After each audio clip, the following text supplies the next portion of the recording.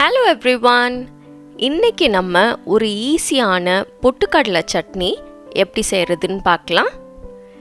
இந்த சட்னி செய்யறதுக்கு ஒரு சின்ன சாஸ்பேன்ல 1 டீஸ்பூனுக்கு எண்ணெய் சேர்த்திருக்கேன். இந்த எண்ணெய் சூடானதும் இதில் கொஞ்சமா கடுகு சேர்த்துக்கோங்க. கடுகு பொரிஞ்சதும் கொஞ்சமா சீரகம் சேர்த்துக்கோங்க.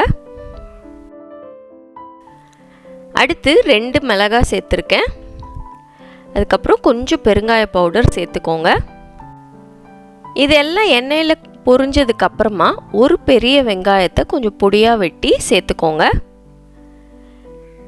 இந்த வெங்காயம் நல்ல பொன்னிறமாக ஆகிற வரைக்கும் வதக்கிக்கோங்க. வதக்கினதுக்கப்புறம் இதை ஆற வச்சுட்டு மிக்ஸி ஜாரில் சேர்த்துக்கோங்க. இப்போ இது கூட 1 கப்புக்கு பொட்டுக்கடலை சேர்த்துருக்கேன். அடுத்து ஒரு சின்ன துண்டு புளி சேர்த்துக்கோங்க. அதுக்கப்புறம் ஒரு சின்ன துண்டு இஞ்சும் சேர்த்துக்கோங்க. அதுக்கப்புறம் 2 பச்சை மிளகாய் சேர்த்துக்கிறேன். உங்கள் காரத்துக்கு ஏற்ற மாதிரி இந்த மிளகாயெல்லாம் அட்ஜஸ்ட் பண்ணிக்கோங்க. இப்போ கொஞ்சம் கொஞ்சமாக தண்ணி ஊற்றி இதை நல்லா ஸ்மூத்தாக அரைச்சிடலாம். கொஞ்சம் அரைஞ்சதுக்கு அப்புறமா இன்னும் கொஞ்சம் தண்ணி சேர்த்து நல்லா ஸ்மூத்தாக அரைச்சிருங்க.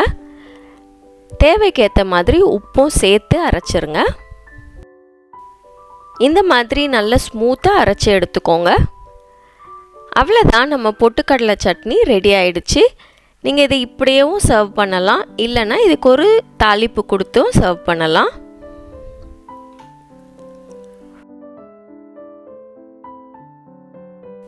இந்த சட்னி ஒரு ஈவினிங் ஸ்நாக்ஸுக்கு குயிக்காக செஞ்சு சாப்பிடலாம். இல்லைன்னா காலையில் அவசரத்துக்கு இட்லி தோசைக்கு கூட ரொம்ப நல்லாயிருக்கும். கண்டிப்பாக நீங்களும் ட்ரை பண்ணி பாருங்கள். மீண்டும் அடுத்த வீடியோவில் உங்களை சந்திக்கிற வரைக்கும் பாய்.